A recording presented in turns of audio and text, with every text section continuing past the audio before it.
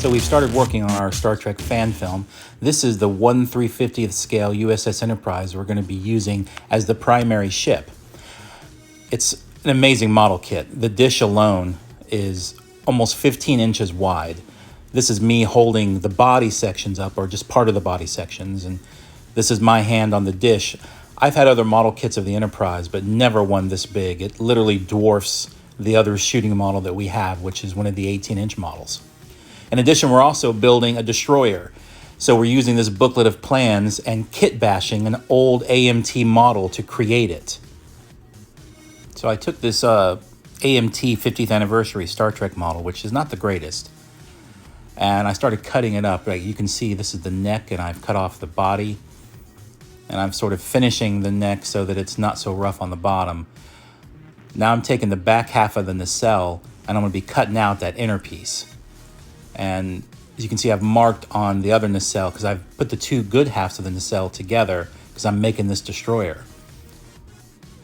And this is me laying the inner piece on top. And this is how the neck is going to roughly fit on the nacelle.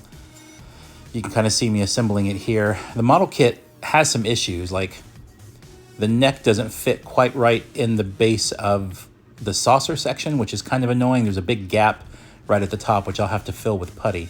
And then see the neck where I've cut it off will fit onto the nacelle right about there. And that small piece from the inside of the nacelle will go where that piece was. Now, on to Doctor Who. This is a new TARDIS that I've been working on. This is based off of the Leak in Time TARDIS. It's the same series with the same characters. I'm making a smaller version to fit some action figures first, just so that I can get a good look for it.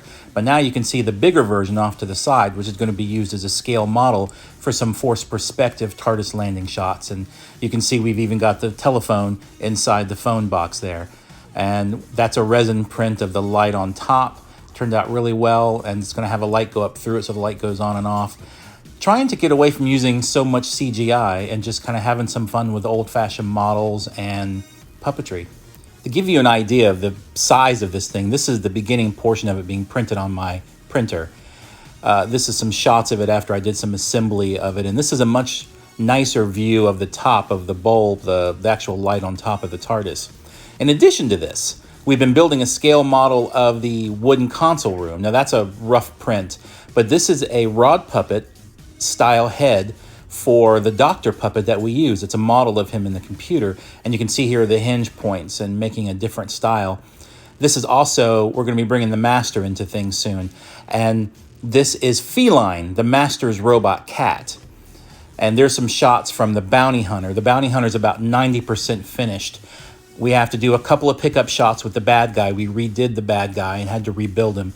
But the Bounty Hunter looks really good. I'm very, very happy with the way it's turned out. It's really nice to be outside in a real environment and not in CG. The CGI is nice for some shots, but it really kind of takes its toll sometimes. This is a console that we're building for them. We're building a whole console room for the Doctor and Betty. And this is a light up. This isn't a final. We're still putting it together. But these are some light tests that we did with it. And I really liked what I was seeing. This is a mock-up of it moving up and down. And of course, that's just my daughter under there moving it. We'll have it finished not for the Bounty Hunter episode, but it should be ready for the episode after that. There's a reason it's not in the Bounty Hunter episode, and that'll be very apparent when you see the episode. So we're doing quite a bit, and hopefully not the next episode you see after the Bounty Hunter, you'll see a finished console room just for the puppets. And that'll be very exciting. It gets us away from the CGI for a while and into something a little bit more practical that we could actually push buttons and move levers on a lot easier.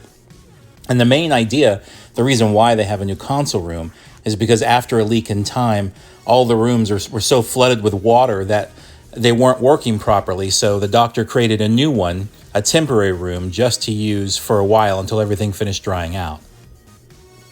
But do me a favor, you guys, let's start a discussion. I want to know what you would like to see us do. I know I haven't been on much lately. I've been in and out of the hospital, but now things are balancing out for me and I can really get back to what I want to do.